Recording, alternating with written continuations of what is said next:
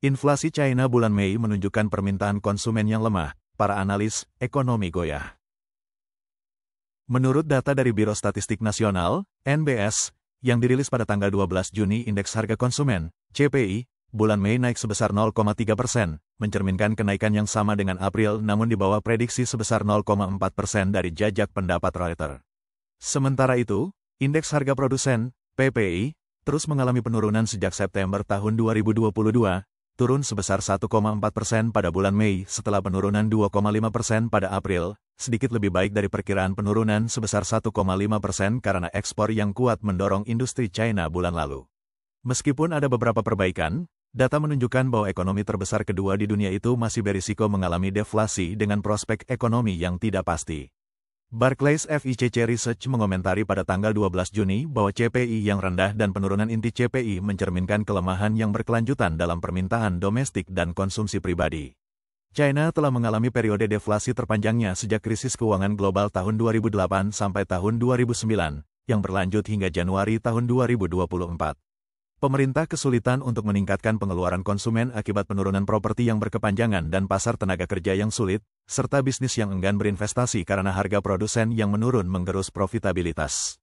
Menurut HSBC, kenaikan biaya baru-baru ini dalam utilitas dan tiket kereta api telah meredam harapan untuk pemulihan inflasi yang cepat, kemungkinan mengurangi pengeluaran belanja terhadap barang-barang non-esensial akibat melemahnya pasar tenaga kerja dan pertumbuhan upah yang stagnan. Harga konsumen tetap rendah sejak tahun 2023 meskipun telah ada berbagai langkah dukungan, dengan analis menyarankan bahwa China membutuhkan stimulus fiskal dan moneter yang lebih kuat untuk efektif mendorong permintaan.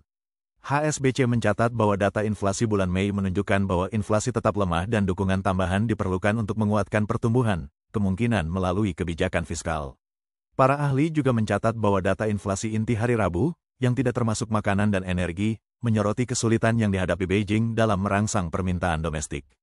Meskipun terjadi kenaikan harga produsen untuk pertama kalinya dalam 8 bulan dan inflasi harga konsumen tetap stabil pada bulan Mei, ekonomi masih menghadapi kapasitas yang berlebihan yang bisa segera mengarah pada deflasi. Capital Economics menyatakan bahwa lonjakan terbaru dalam harga pabrik kemungkinan bersifat sementara karena kapasitas yang berlebih, dan diperkirakan akan kembali menurun, menjaga inflasi PPI dalam wilayah negatif sepanjang tahun ini. Mereka juga mengamati bahwa kapasitas berlebih yang persisten kemungkinan hanya akan menghasilkan pemulihan inflasi CPI yang moderat. Perusahaan ini menunjukkan bahwa data inflasi China mengungkapkan ketidakseimbangan struktural antara penawaran dan permintaan, terutama di pasar konsumen, yang diperparah oleh peningkatan kapasitas produksi yang cepat sejak dimulainya pandemi, dengan nilai aset tetap di antara produsen meningkat lebih dari 30% sejak tahun 2019. Barclays mencatat bahwa PPI produk konsumen, yang telah mengalami kontraksi selama 16 bulan, menunjukkan peningkatan minimal sebesar minus 0,8% tahunan, sedikit lebih baik dari penurunan bulan sebelumnya sebesar 0,9%. Mereka mengomentari bahwa deflasi yang terus berlanjut dalam barang konsumen menunjukkan masalah permintaan yang lemah dan kapasitas berlebih, menunjukkan bahwa produsen mungkin akan kesulitan untuk sepenuhnya menyalurkan kenaikan biaya bahan baku kepada konsumen.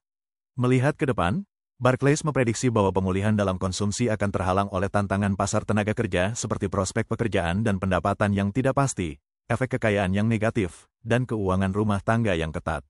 Sebagai hasilnya, Barclays telah menurunkan perkiraan inflasi CPI tahun 2025 menjadi 1,2% dari 2%, mencerminkan beban konsumsi yang berkepanjangan dan tingkat harga secara keseluruhan.